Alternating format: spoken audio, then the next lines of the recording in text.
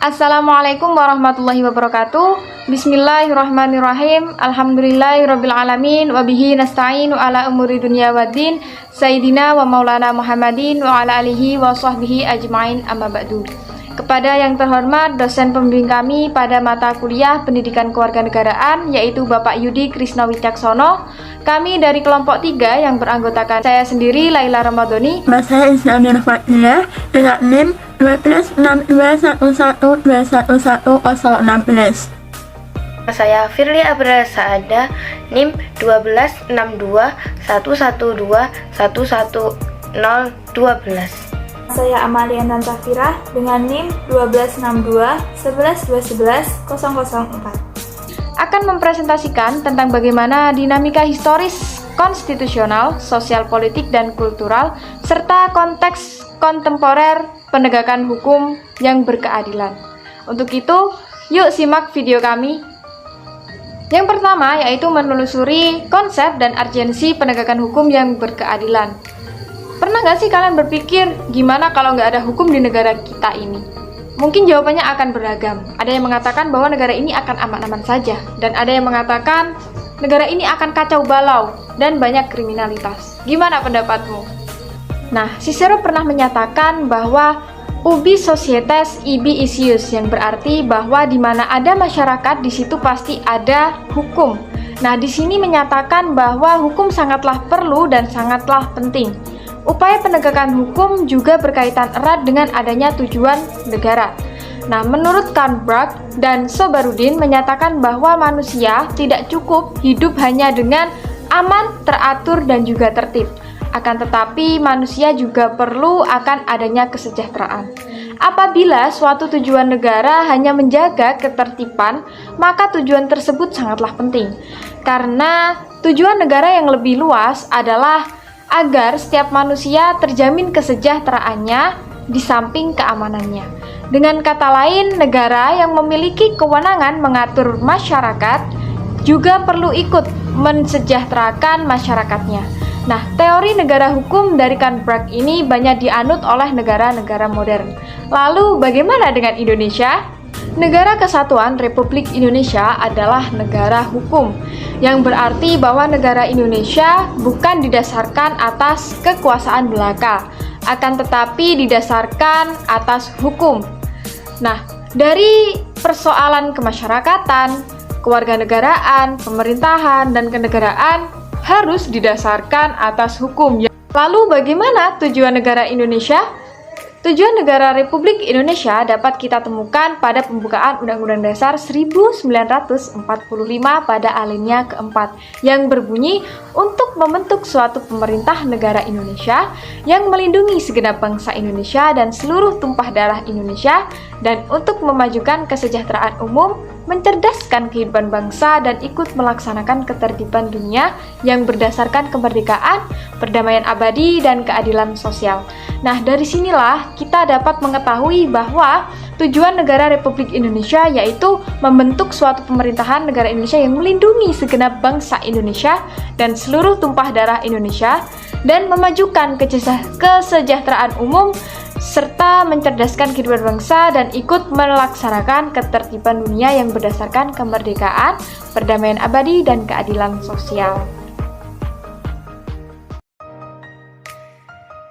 Perlindungan terhadap warga negara serta mengatur ketertiban masyarakat telah diatur dalam Undang-Undang Dasar 1945 pada pasal 24. Dan untuk mengatur lebih lanjut tentang kekuasaan kehakiman telah dikeluarkan Undang-Undang Nomor 48 Tahun 2009 tentang kekuasaan kehakiman. Negara kita telah memiliki lembaga peradilan yang diatur dalam Undang-Undang Dasar Negara Republik Indonesia tahun 1945. Ialah Mahkamah Agung atau MA, Mahkamah Konstitusi atau MK, serta Komisi Yudisial atau KY. Selain lembaga tersebut, dalam Undang-Undang Dasar Negara Republik Indonesia tahun 1945 diatur pula ada badan-badan lain yang diatur dalam undang-undang. Nah, tentang MA, KY, dan MK ini lebih lanjut diatur dalam Undang-Undang Nomor 48 Tahun 2009 tentang kekuasaan kehakiman. Apabila mengacu pada bunyi pasal 24, maka lembaga negara MA, KY, dan MK memiliki kewenangan dalam kekuasaan kehakiman atau sebagai pelaku kekuasaan kehakiman. Dikemukakan pula dalam pasal 24 Undang-Undang Dasar Negara Republik Indonesia tahun 1945 bahwa kekuasaan kehakiman merupakan kekuasaan yang merdeka untuk menyelenggarakan peradilan guna menegakkan hukum dan keadilan. Dengan demikian, 3 lembaga negara yang memiliki kekuasaan kehakiman memiliki tugas pokok untuk menyelenggarakan peradilan guna menegakkan hukum dan keadilan. Dalam teori tujuan negara pada umumnya ada 4 fungsi dari negara yang dianut oleh negara-negara di dunia. Yang pertama yaitu melaksanakan penertiban dan keamanan. Yang kedua yaitu mensejahterakan dan memakmurkan rakyatnya. Yang ketiga yaitu pertahanan. Dan yang keempat atau terakhir ini adalah menegakkan keadilan. Untuk pelaksanaan fungsi keempat yakni menegakkan keadilan, fungsi negara dalam bidang ini dimaksudkan untuk mewujudkan adanya kepastian hukum. Nah, fungsi ini dilaksanakan dengan dilandaskan pada hukum dan melalui badan-badan peradilan yang didirikan sebagai tempat mencari keadilan. Nah, bagi Indonesia, dalam rangka menegakkan keadilan telah ada sejumlah peraturan perundangan yang mengatur tentang lembaga pengadilan dan badan peradilan. Nah, peraturan perundangan dalam bidang hukum pidana ini kita memiliki Kitab Undang-Undang Hukum Pidana atau KUHP dan Kitab Undang-Undang Hukum Acara Pidana atau KUHAP. Nah, saya ini mempunyai contoh buku atau kitab dari Undang-Undang Hukum Pidana atau KUHP. Nah, seperti ini. Ini adalah contoh dari Kitab Undang-Undang Hukum Pidana. Nah, di sini banyak sekali memuat tentang kejahatan-kejahatan dan juga aturan umumnya. Mungkin ada penggelapan, ada pencurian, pemerasan, dan pengancaman ada di sini. Nah, untuk bidang peradilan yang lainnya seperti peradilan umum, peradilan militer, peradilan agama, dan peradilan tata usaha negara atau PTUN. Selain itu ada juga peradilan yang sifatnya ad hoc atau misalnya peradilan tindak pidana korupsi atau tipikor. Setelah kita menelusuri konsep dan urgensi dari penegakan hukum yang berkeadilan, sekarang kita akan membahas tentang mengapa kita memerlukan hukum yang berkeadilan.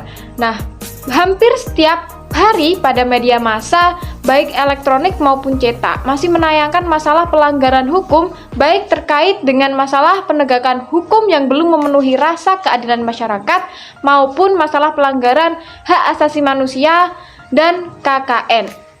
Nah, itulah mengapa kita masih memerlukan adanya penegakan hukum yang berkeadilan. Selanjutnya, kita akan menggali sejumlah sumber tentang penegakan hukum di Indonesia yang meliputi sumber historis, sumber sosiologis, dan juga sumber politis. Agar negara dapat melaksanakan tugas dalam bidang ketertiban dan perlindungan warga negara, maka disusunlah peraturan-peraturan yang disebut dengan peraturan hukum. Peraturan hukum ini mengatur hubungan antara manusia yang satu dengan manusia lainnya. Di samping mengatur hubungan warga negara dengan negara, serta mengatur organ-organ negara dalam menjalankan pemerintahan negara, ada 2 pembagian besar hukum. Yang pertama yaitu hukum privat, dan yang kedua yaitu hukum publik. Nah, pengertian hukum privat ialah hukum yang mengatur hubungan antara manusia yang menyangkut kepentingan pribadi. Hukum privat ini misalnya masalah jual beli, masalah sewa menyewa, dan juga masalah pembagian warisan.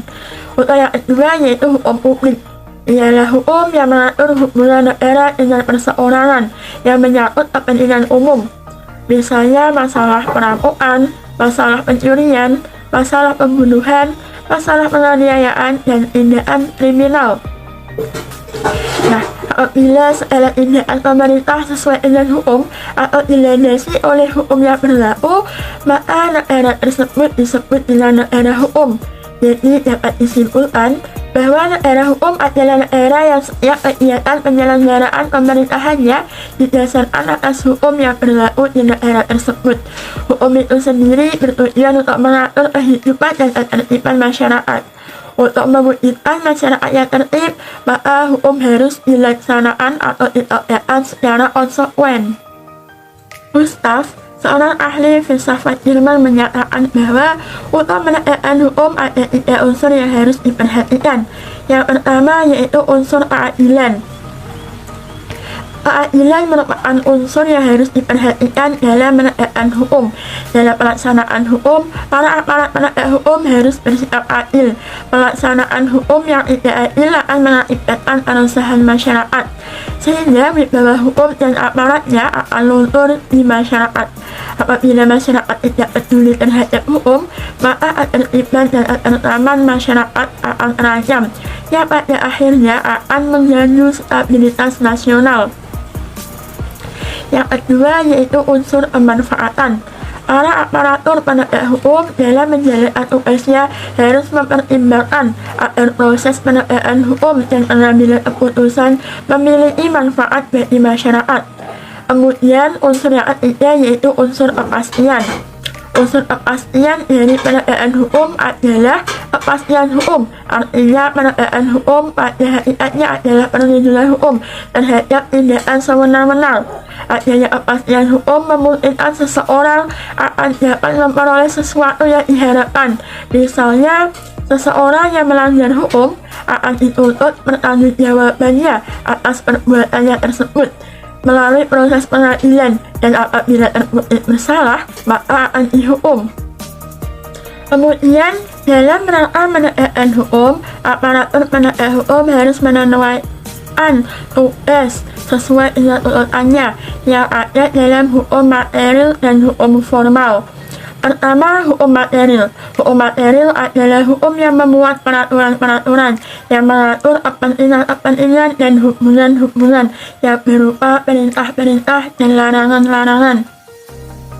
Contohnya, untuk hukum pidana terdapat dalam kitab Undang-Undang Hukum Pidana, dan untuk hukum perdata terdapat dalam kitab Undang-Undang Hukum Perdata. Dalam hukum material telah ditentukan aturan atau ketentuan hukuman bagi orang yang melakukan tindakan hukum. Dalam hukum material juga dibuat tentang jenis-jenis hukuman dan ancaman hukum terhadap tindakan melawan hukum. Yang kedua, hukum formal atau disebut juga hukum acara, yaitu peraturan hukum yang mengatur tentang cara bagaimana mempertahankan dan menjalankan peraturan hukum material. Contohnya, hukum acara pidana yang diatur dalam kitab Undang-Undang Hukum Acara Pidana dan Hukum Acara Perdata. Melalui hukum acara inilah hukum material dapat dijalankan atau dimanfaatkan. Tanpa adanya hukum acara, maka hukum material tidak dapat berfungsi. Nah, dapat disimpulkan bahwa hukum acara berfungsi sebagai sarana untuk menegakkan hukum material. Pembahasan kita selanjutnya mengenai lembaga penegak hukum di Indonesia. Di Indonesia sendiri ada beberapa lembaga penegak hukum. Yang pertama yaitu kepolisian. Kepolisian adalah alat penegak hukum yang tugasnya memelihara keamanan dan ketertiban di dalam negeri. Kepolisian negara bertindak sebagai penyelidik dan penyidik. Menurut pasal 4 Undang-Undang Nomor 8 Tahun 1981 tentang Undang-Undang Hukum Acara Pidana, penyelidik adalah setiap pejabat polisi negara Republik Indonesia. Nah, penyelidik mempunyai beberapa wewenang. Yang pertama, menerima laporan atau pengaduan dari seseorang tentang adanya tindak pidana. Yang kedua, mencari keterangan dan barang bukti. Yang ketiga, menyuruh berhenti seorang yang dicurigai dan menanyakan serta memeriksa tanda pengenal diri. Yang keempat, mengadakan tindakan lain menurut hukum yang bertanggung jawab. Kemudian, atas perintah penyelidik dapat melakukan beberapa tindakan berupa yang pertama penangkapan, larangan meninggalkan tempat, penggeledahan dan penyitaan. Yang kedua, pemeriksaan dan penyitaan surat. Yang ketiga, mengambil sidik jari dan memotret seseorang. Yang keempat, membawa dan menghadapkan seseorang pada penyidik. Setelah itu, penyelidik baru berwenang membuat dan menyampaikan laporan hasil pelaksanaan tindakan kepada penyidik. Dan menurut pasal 6 Undang-Undang Nomor 8 Tahun 1981 yang berhak sebagai penyidik adalah pejabat polisi negara Republik Indonesia dan pejabat pegawai negeri sipil tertentu yang diberi wewenang khusus oleh undang-undang. Penyidik adalah kewajibannya mempunyai beberapa wewenang. Yang pertama, menerima laporan dan pengaduan dari seorang tentang adanya tindak pidana. Yang kedua, melakukan tindakan pertama pada saat di tempat kejadian. Yang ketiga, menyuruh berhenti seorang tersangka dan memeriksa tanda pengenal diri tersangka. Yang keempat, melakukan penangkapan, penahanan, penggeledahan, dan penyitaan. Yang kelima, melakukan pemeriksaan dan penyitaan surat. Lembaga penegak hukum yang kedua yang ada di Indonesia yaitu Kejaksaan. Dalam Undang-Undang Nomor 16 Tahun 2004 tentang Kejaksaan Republik Indonesia pasal 1 dinyatakan bahwa jaksa adalah pejabat fungsional yang diberi wewenang oleh undang-undang untuk bertindak sebagai penuntut umum dan juga pelaksanaan keputusan pengadilan yang telah memperoleh kekuatan hukum tetap serta wewenang lain berdasarkan Undang-Undang Dasar. Jaksa atau penuntut umum ini mempunyai beberapa wewenang, antara lain yang pertama, menerima dan memeriksa berkas perkara penyidikan. Yang kedua, membuat surat dakwaan. Yang ketiga, melimpahkan perkara ke pengadilan negeri sesuai dengan peraturan yang berlaku.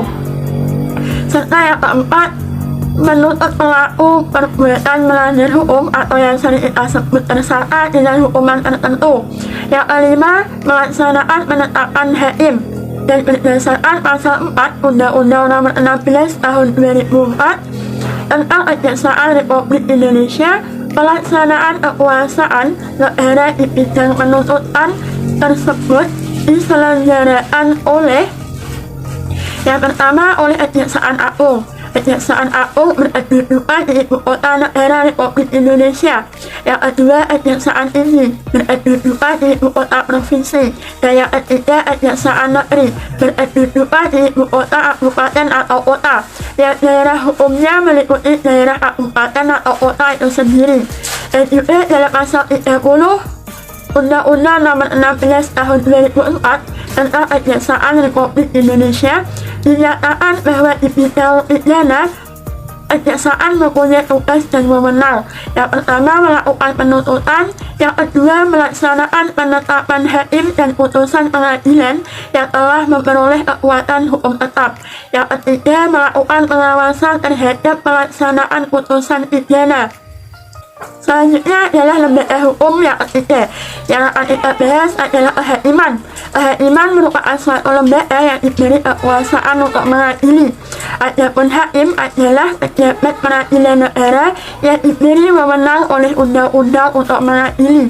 Menurut pasal 1 Undang-Undang Nomor 8 tentang Undang-Undang Hukum Acara Pidana, mengadili adalah serangkaian tindakan hakim untuk menerima, memeriksa, dan memutus perkara pidana berdasarkan asas bebas, jujur, adil, dan tidak memihak.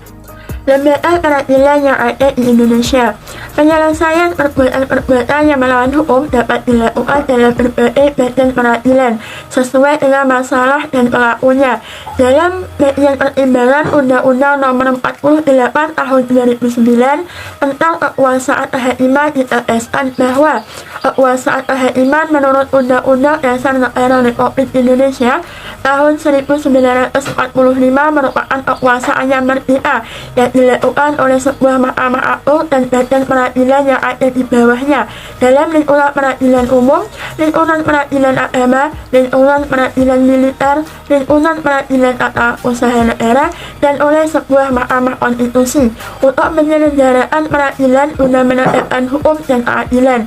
Keempat lingkungan peradilan tersebut masing-masing mempunyai lingkungan wewenang mengadili perkara tertentu dan meliputi badan peradilan secara bertingkat. peradilan militer, peradilan agama, dan peradilan tata usaha negara yang merupakan peradilan khusus karena mengadili perkara-perkara tertentu atau mengadili golongan atau kelompok rakyat tertentu. Sedangkan peradilan umum merupakan peradilan bagi masyarakat pada umumnya, baik mengenai perkara perdata maupun perkara pidana. Yang pertama yaitu peradilan agama. Peradilan agama baru diatur dalam Undang-Undang Nomor 50 Tahun 2009 sebagai perubahan kedua atas Undang-Undang Nomor 7 Tahun 1989.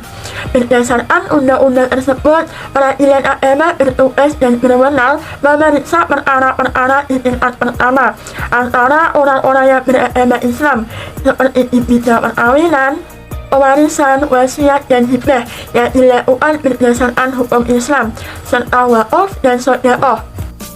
Yang kedua yaitu peradilan militer. Wewenang peradilan militer menurut Undang-Undang Darurat Nomor 16 Tahun 1950 yang telah diperbarui menjadi Undang-Undang Nomor 31 Tahun 1997 tentang peradilan militer adalah memeriksa dan memutuskan perkara pidana terhadap kejahatan atau pelanggaran yang dilakukan oleh yang pertama, seorang yang pada waktu itu adalah anggota Angkatan Perang Republik Indonesia. Yang kedua, seorang yang pada waktu itu adalah orang yang oleh Presiden dengan peraturan pemerintah ditetapkan sama dengan Angkatan Perang Republik Indonesia. Yang ketiga, seorang yang pada waktu itu ialah anggota suatu golongan yang dipersamaan atau dianggap sebagai Angkatan Perang Republik Indonesia berdasarkan undang-undang.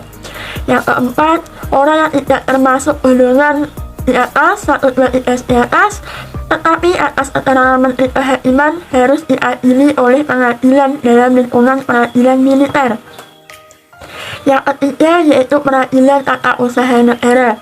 Peradilan tata usaha negara diatur dalam Undang-Undang Nomor 5 Tahun 1986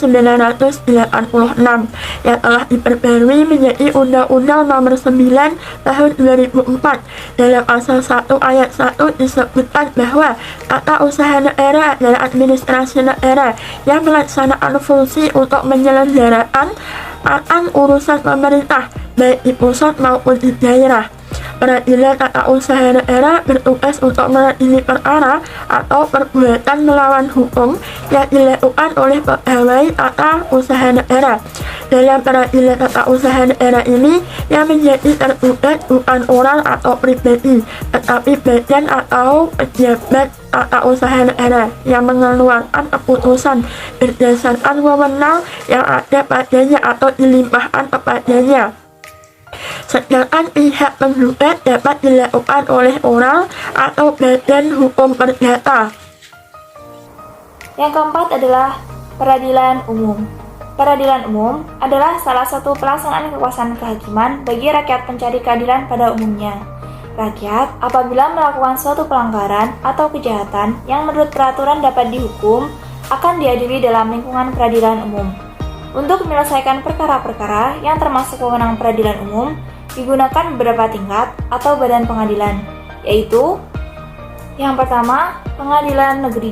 Pengadilan negeri dikenal pula dengan istilah pengadilan tingkat pertama yang wewenangnya meliputi satu daerah tingkat 2, misalnya Pengadilan Negeri Bekasi, Pengadilan Negeri Bogor, dan sebagainya. Dikatakan pengadilan tingkat pertama karena pengadilan negeri merupakan badan pengadilan yang pertama dalam menyelesaikan perkara-perkara hukum. Adapun fungsi pengadilan negeri adalah memeriksa dan memutuskan serta menyelesaikan perkara dalam tingkat pertama dari segala perkara perdata dan perkara pidana sipil untuk semua golongan penduduk. Yang kedua adalah pengadilan tinggi. Pengadilan tinggi adalah pengadilan banding yang mengadili lagi pada tingkat kedua suatu perkara perdata atau perkara pidana yang telah diadili atau diputuskan oleh pengadilan negeri. Pengadilan tinggi hanya memeriksa atas dasar pemeriksaan berkas perkara saja, kecuali bila pengadilan tinggi merasa perlu untuk langsung mendengarkan para pihak yang berperkara. Adapun tugas dan wewenang pengadilan tinggi adalah yang pertama, memeriksa, memutus, dan menyelesaikan perkara pidana dan perdata di tingkat banding.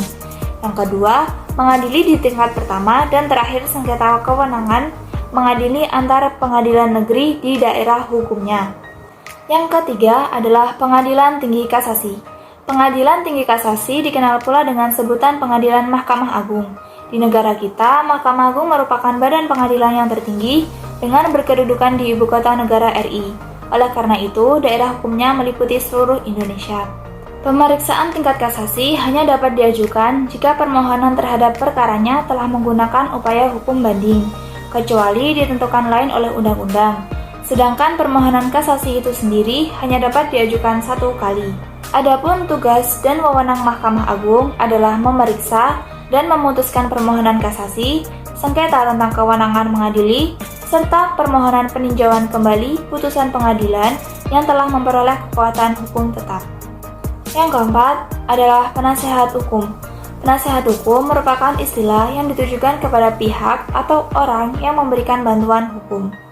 Diperbolehkannya menggunakan penasehat hukum bagi tertuduh atau terdakwa merupakan realisasi dari salah satu asas yang berlaku dalam hukum acara pidana, yang menyatakan bahwa setiap orang yang tersangkut perkara wajib diberi kesempatan untuk mendapatkan bantuan hukum yang semata-mata diberikan untuk melaksanakan kepentingan pembelaan atas dirinya. Dalam melaksanakan bantuan hukum, ada beberapa prinsip yang harus diperhatikan oleh semua pihak, yaitu penegak hukum yang memeriksa tersangka atau terdakwa wajib memberi kesempatan kepada terdakwa untuk memperoleh bantuan hukum. Bantuan hukum tersebut merupakan usaha untuk membela diri, serta tersangka atau terdakwa berhak dan bebas untuk memilih sendiri penasihat hukumnya.